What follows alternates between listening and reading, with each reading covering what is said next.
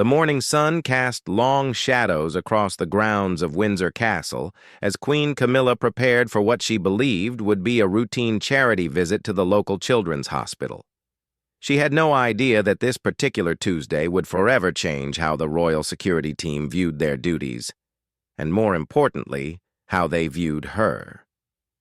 Detective Inspector Sarah Mitchell had been with the Royal Protection Squad for 12 years. She had protected prime ministers, foreign dignitaries, and members of the royal family through countless events. Nothing in her extensive training had prepared her for what was about to unfold. Sarah stood at attention in the castle's main corridor, watching as Queen Camilla approached with her usual warm smile and perfectly coordinated outfit. The Queen carried her signature black leather handbag, the same one she had been seen with at dozens of public appearances over the past months. It was elegant, but not flashy, much like Camilla herself.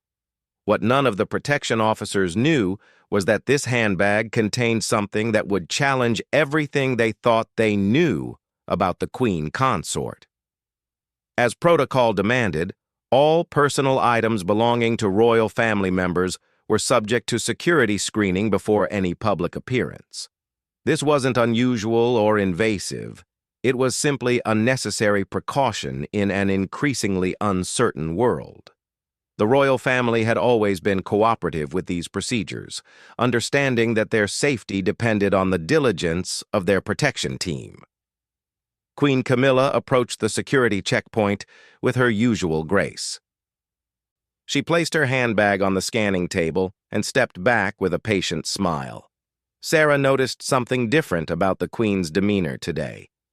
There was a slight tension in her shoulders, a barely perceptible tightness around her eyes.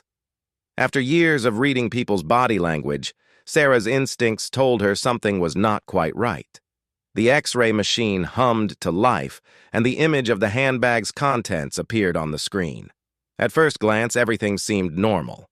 The usual items one would expect to find in a royal handbag were all present. A small wallet, reading glasses, breath mints, a compact mirror, and what appeared to be medication bottles. But as Sarah leaned closer to examine the screen, she noticed something peculiar about one of the objects. Hidden beneath the normal everyday items was something that made Sarah's blood run cold. She blinked hard and looked again, certain her eyes were playing tricks on her. But there it was, clear as day on the scanner screen.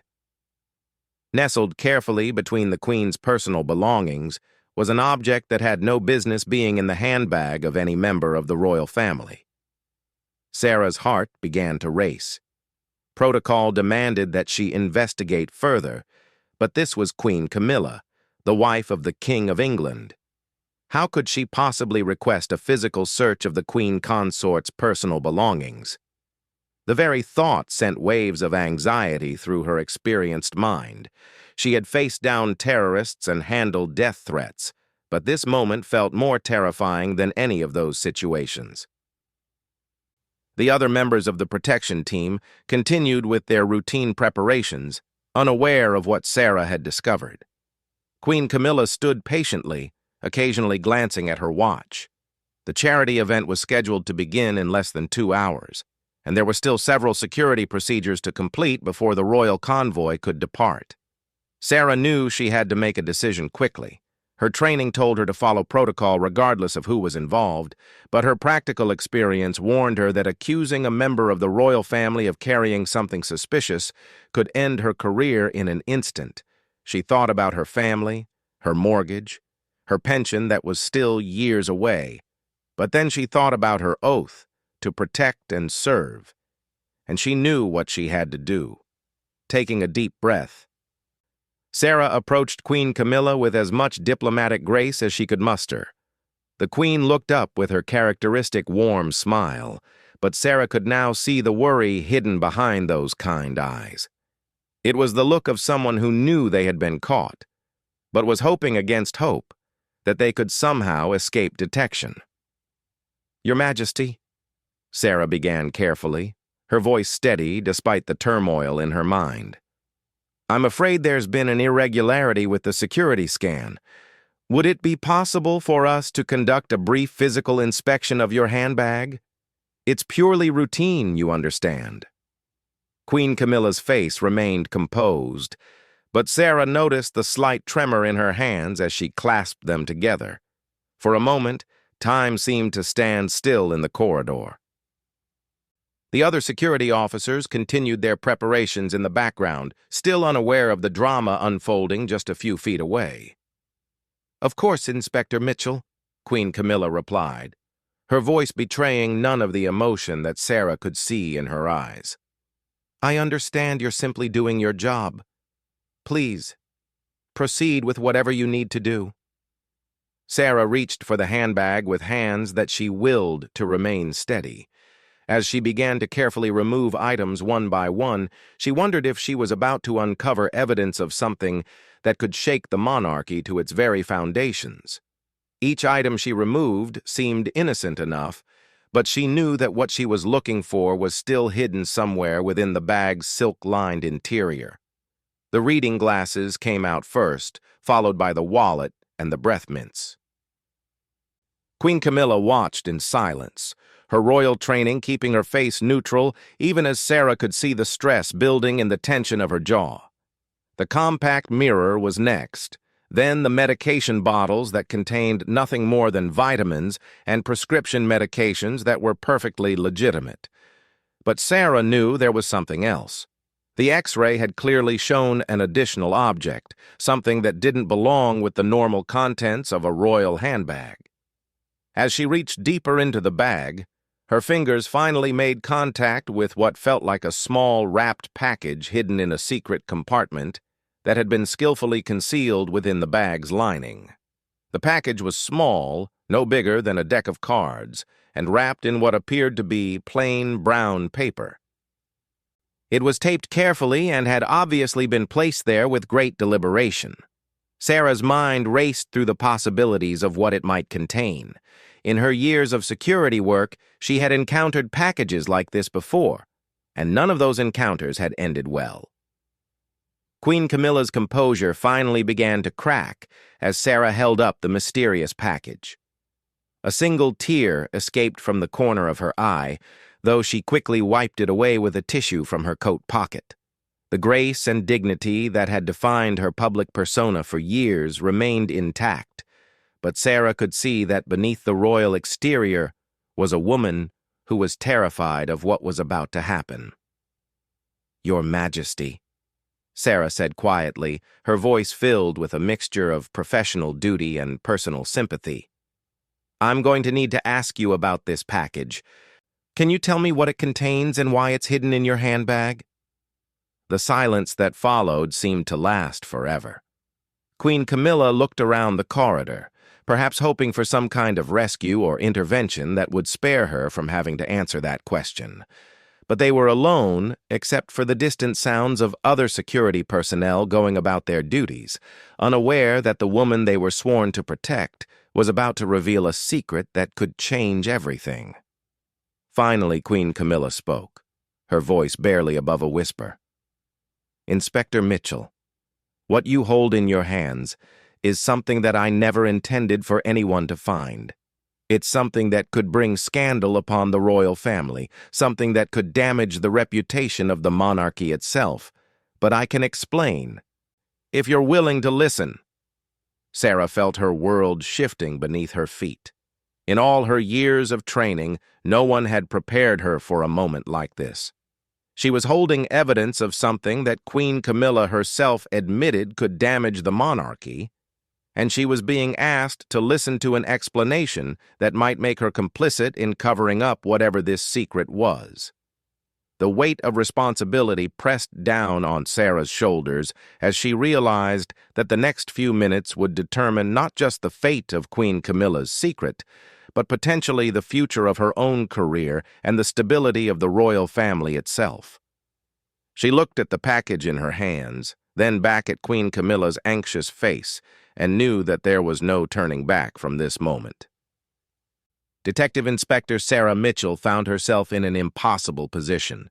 Standing in the corridor of Windsor Castle, holding a mysterious package that Queen Camilla had admitted could damage the monarchy, She had to make a choice that would affect far more than just her own career. The Queen stood before her, tears threatening to spill from eyes that had faced decades of public scrutiny, waiting for Sarah's response. "Your Majesty," Sarah said carefully, "I think we should move this conversation somewhere more private. The corridor isn't the appropriate place for this discussion." Queen Camilla nodded gratefully, and Sarah led her to a small security office nearby. The room was sparse and functional, nothing like the opulent surroundings the Queen was accustomed to, but it offered the privacy they desperately needed. Sarah closed the door and activated the privacy protocols that would ensure their conversation remained confidential. Once they were seated, Queen Camilla took a shaky breath and began to speak. "Inspector Mitchell, what you've found is something I've been carrying for 3 months now.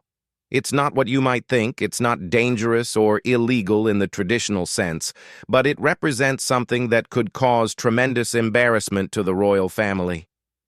Sarah placed the package on the desk between them, her training warring with her curiosity. "Your Majesty, I need you to tell me exactly what this is. My duty is to protect you and the royal family, but I can't do that effectively if I don't know what we're dealing with." Queen Camilla's hands trembled slightly as she reached for the package. "May I?" she asked, and Sarah nodded. With careful fingers, the Queen began to unwrap the brown paper, revealing a small wooden box underneath. The box was old and worn, obviously well handled over many years. "This box," Queen Camilla began, her voice growing stronger as she continued, "contains letters. Love letters, to be specific.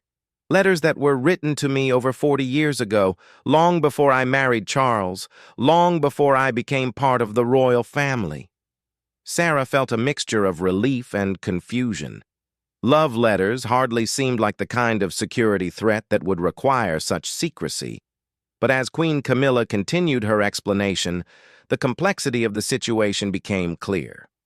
"The letters were written by someone who is now in a very prominent position in the government," the Queen continued.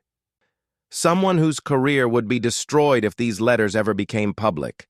Someone who is married and has built his entire political reputation on family values and moral integrity." The implications began to dawn on Sarah. A scandal involving Queen Camilla and a current government official would be devastating not just for the individuals involved, but for the stability of the government itself. The British public's relationship with the monarchy was complex enough without adding adultery and political corruption to the mix. "Your Majesty," Sarah said slowly, "why are you carrying these letters now? Why not keep them somewhere safe at home? Or better yet, why keep them at all?" Queen Camilla's composure finally broke completely. Tears flowed freely as she struggled to find the words to explain. "Because he's been blackmailing me," she whispered. "The man who wrote those letters has been threatening to release them unless I help him with certain political matters. He claims he has copies, but I know these are the originals because they're written in his own hand." Sarah felt her blood turn cold. Blackmail of a member of the royal family was treason, punishable by life imprisonment. But more than that, it meant Queen Camilla had been suffering in silence for months, unable to seek help because of the potential damage to the monarchy. "I've been carrying them everywhere because I don't trust leaving them anywhere," Queen Camilla continued. "I can't tell Charles because it would destroy him to know about my past relationship. I can't tell the police because it would mean exposing the letters anyway. I've been trapped, Inspector. Absolutely trapped." Sarah's mind raced through the implications. "Your Majesty, who is this person? How has he been contacting you?" Queen Camilla reached into her coat pocket and pulled out a mobile phone that Sarah had never seen before. "He gave me this phone 3 months ago at a charity event. He told me he had something of mine that he thought I might want back. When I met him in private, he showed me copies of the letters and told me that unless I helped him influence certain royal decisions, he would release them to the press. The phone looked ordinary enough, but Sarah knew it represented a direct line between Queen Camilla and her blackmailer. "What kind of decisions has he asked you to influence?" she asked. "Government contracts," Queen Camilla replied. "He wanted me to encourage Charles to express support for certain infrastructure projects that his company is bidding on. He wanted me to arrange for him to be seated near foreign dignitaries at state dinners so he could pitch his business proposals. Small things that wouldn't seem obvious to anyone watching, but things that could make him millions of pounds." Sarah realized the scope of the corruption. A government official was using his past relationship with Queen Camilla to gain unfair business advantages, threatening the reputation of the monarchy if she didn't comply. It was exactly the kind of scandal that could bring down governments and damage the royal family for generations. "Has anyone else noticed anything unusual about your behavior lately?" Sarah asked. Queen Camilla nodded miserably. "Charles has commented that I seem stressed. My lady-in-waiting has asked if I'm feeling well. I think some of the other protection officers have noticed that I'm not quite myself. But I couldn't tell anyone without risking everything." Sarah stood up and began pacing the small room. Her mind was working through the options, trying to find a solution that would protect Queen Camilla while also dealing with the blackmailer. "Your Majesty, we need to turn this situation around. Instead of you being the victim, we need to make the blackmailer the target." "What do you mean?" Queen Camilla asked, hope creeping into her voice for the first time. "I mean, we need to set a trap," Sarah explained. "We need to gather evidence of his blackmail attempts, record his demands, and build a case that will put him away for a very long time. But it will require your cooperation, and it will be dangerous." Queen Camilla straightened in her chair, and Sarah could see the strength that had carried her through decades of public scrutiny beginning to return. "What would I need to do?" Sarah outlined her plan. They would use the secret phone to arrange another meeting with the blackmailer. Queen Camilla would wear a recording device and would try to get him to make explicit threats and demands. Meanwhile, Sarah would coordinate with other trusted members of the security team to gather additional evidence and to ensure Queen Camilla's safety during the operation. "There are risks," Sarah warned. "If he discovers what we're doing, he might release the letters immediately. There's also the possibility that this could all become public during a trial. But if we do nothing, he'll continue to control you indefinitely." Queen Camilla was quiet for a long moment, considering the options. Finally, she spoke with more determination than Sarah had heard from her all morning. "Inspector, I've been living in fear for 3 months. I've been compromising my integrity and potentially damaging the monarchy to protect myself from embarrassment. That's not the kind of person I want to be, and it's not the kind of queen consort the British people deserve." Sarah felt a surge of admiration for the woman sitting across from her. "So you're willing to go through with the plan?" "Yes," Queen Camilla said firmly. "But I have one condition. I want to tell Charles everything before we proceed. He deserves to know the truth, and I need his support if we're going to face whatever comes next." Sarah nodded. "That might actually be helpful. His Majesty's support could be crucial if this situation becomes public. When do you want to speak with him?" "Tonight," Queen Camilla replied. "And I want you to be there when I tell him. You understand the security implications better than I do, and he'll need to hear those details from you." As they prepared to leave the small office, Sarah realized that what had started as a routine security check had evolved into something far more significant. They were about to embark on a dangerous operation to expose government corruption and protect the monarchy from ongoing blackmail. But for the first time since she had discovered the hidden package, Sarah felt hopeful that they could find a solution that would protect Queen Camilla while also serving justice. Queen Camilla stood up and smoothed her skirt, once again looking every inch the royal she was. "Inspector Mitchell," she said, "thank you for listening instead of simply following protocol. I know you could have created a terrible scene by insisting on involving other people immediately. Your discretion has given us the opportunity to handle this properly." Sarah smiled for the first time that morning. "Your Majesty, protecting you is my job, but protecting you properly means understanding what the real threats are. Today we've identified a threat that's been hiding in plain sight for months. Now we're going to eliminate it." As they left the office together, both women knew that the next 24 hours would determine whether Queen Camilla's secret would destroy her or whether they could turn the tables on the man who had been terrorizing her for months. The charity event would have to be postponed, but Sarah suspected that by the end of the week, they would have accomplished something far more important than any public appearance. That evening, Detective Inspector Sarah Mitchell found herself in the most surreal situation of her career. She stood in the private study of Buckingham Palace, watching as Queen Camilla prepared to confess everything to King Charles. The room was warm and comfortable, filled with personal photographs and books, a stark contrast to the formal staterooms that most people associated with royal life. King Charles entered the study with his usual purposeful stride, but Sarah could see him slow as he noticed the serious expressions on both women's faces. He had been told only that there was an urgent security matter that required his immediate attention. "Camilla, my dear," he said, concern evident in his voice. "Sarah has indicated that there's something serious we need to discuss. Is everything all right?"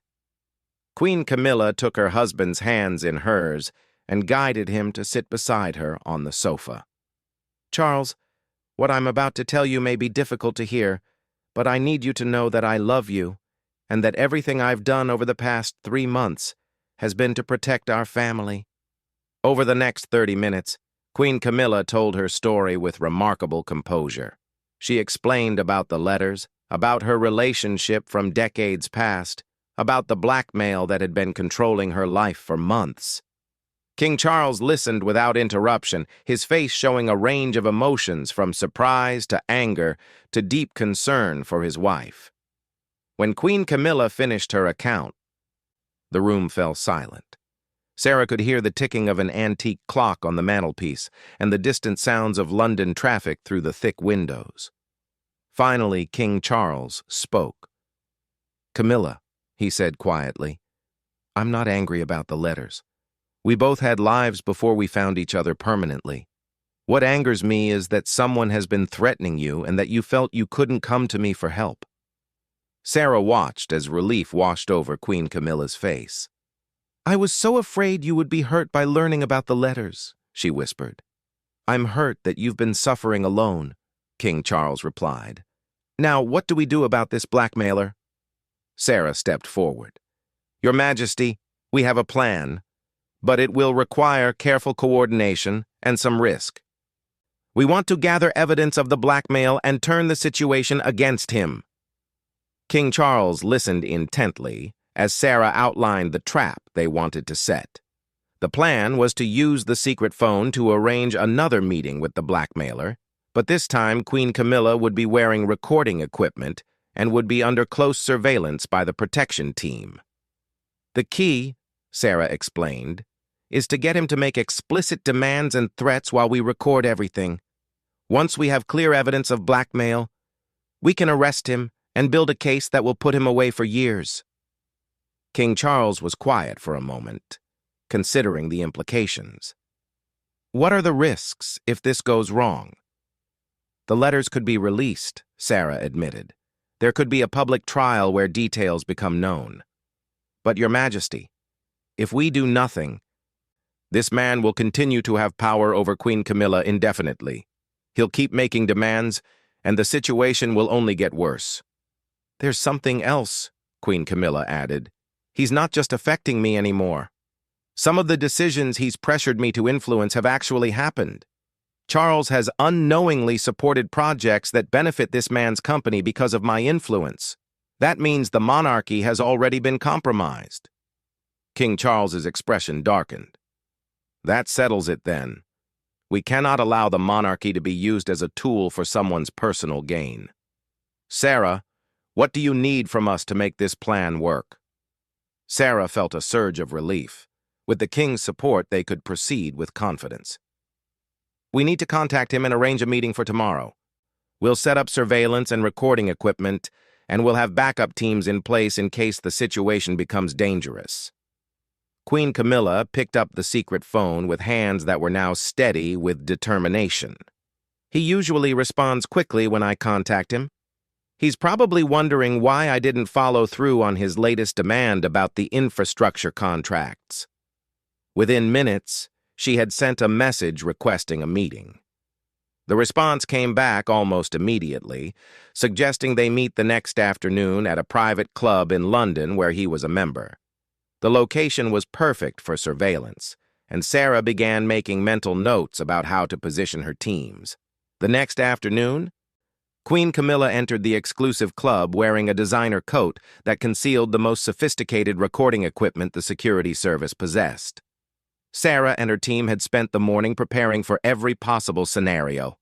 Backup teams were positioned around the building, and additional officers were inside the club posing as ordinary patrons. Queen Camilla was led to a private room where her blackmailer was waiting. He was a man in his 60s, well-dressed and confident, with the bearing of someone accustomed to power and influence. He greeted her with a smile that didn't reach his eyes. "Camilla, my dear," he said smoothly, "you look lovely as always, but I have to say, I'm disappointed that you haven't been more helpful with our recent discussions about government contracts." From her position in the surveillance van outside, Sarah listened to every word through the hidden microphone. This was it, the moment they needed him to make explicit threats. "I've been trying," Queen Camilla replied, her voice carefully controlled. "But Charles is beginning to ask questions about my sudden interest in infrastructure projects." The man's smile faded. "Then you'll need to be more creative, won't you? Because I still have those letters, and I'm still prepared to use them if you don't keep up your end of our arrangement." Sarah felt her heart rate increase. They were getting exactly what they needed, but she could hear the stress in Queen Camilla's voice despite her brave front. "What specifically do you want me to do?" Queen Camilla asked. "There's a new rail project coming up for approval," the man explained. "It's worth hundreds of millions, and my company is one of the bidders. I need you to arrange for me to have private access to the transportation minister at next week's state dinner. Just 30 minutes of conversation could secure us the contract." "And if I can't arrange that?" Queen Camilla asked. "Then I think the British public might be very interested to learn about the Queen Consort's secret love affair from her past. Imagine the headlines: Royal Love Letters Reveal Queen's Secret Past. It would make Diana's scandals look like minor gossip. That was it. Sarah had all the evidence she needed. The man had just made explicit threats to damage the reputation of the monarchy unless Queen Camilla helped him gain unfair business advantages. It was textbook blackmail, and the recording would be more than sufficient for a conviction. Sarah gave the signal to her teams. Within moments, the private room was surrounded by armed officers. The door burst open, and the blackmailer found himself face to face with half a dozen of Britain's most elite security personnel. "Sir," Sarah announced as she entered the room, "you are under arrest for blackmail, extortion, and conspiracy to defraud the government. You have the right to remain silent." The man's confident demeanor crumbled instantly. He looked from the officers to Queen Camilla, finally understanding that he had been completely outmaneuvered. "This is impossible," he stammered. "You can't prove anything." Sarah held up the recording device. "Actually, sir, we can prove everything. You've just confessed to months of blackmail on a recording that will be admissible in court. Your threats against Her Majesty the Queen Consort constitute treason under British law."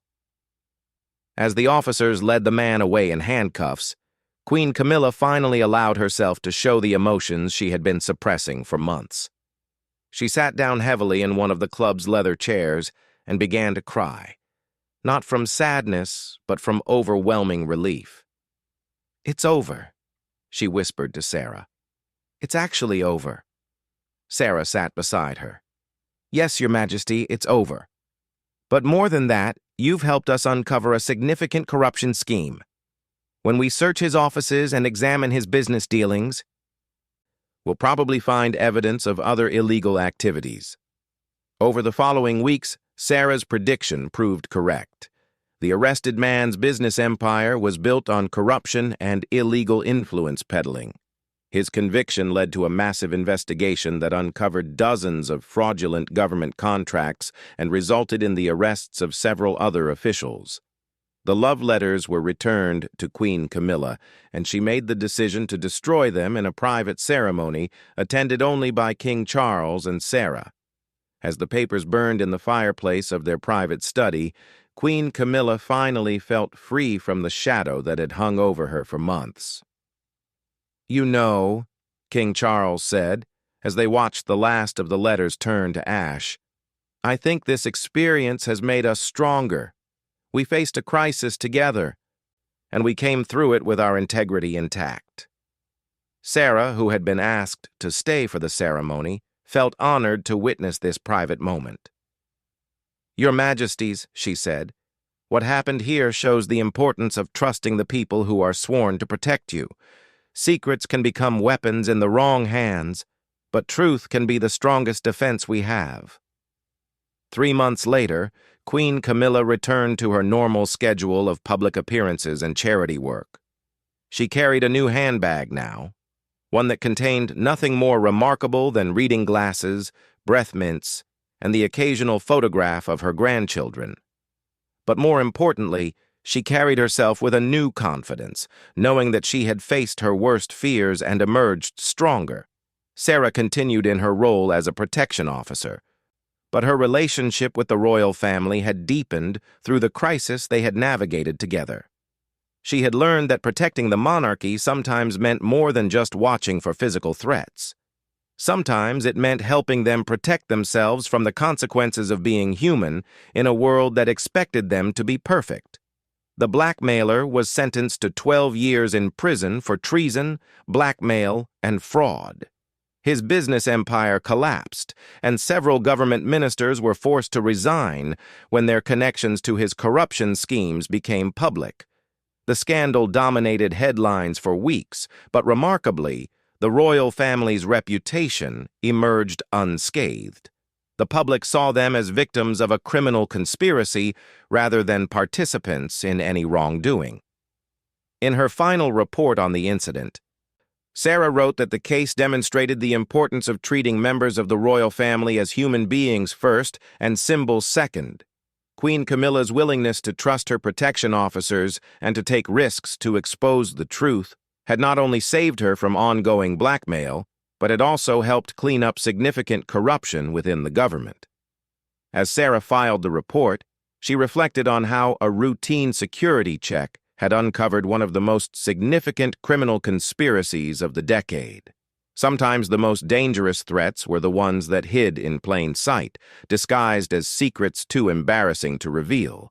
But in the end, the truth had proven to be the most powerful weapon of all.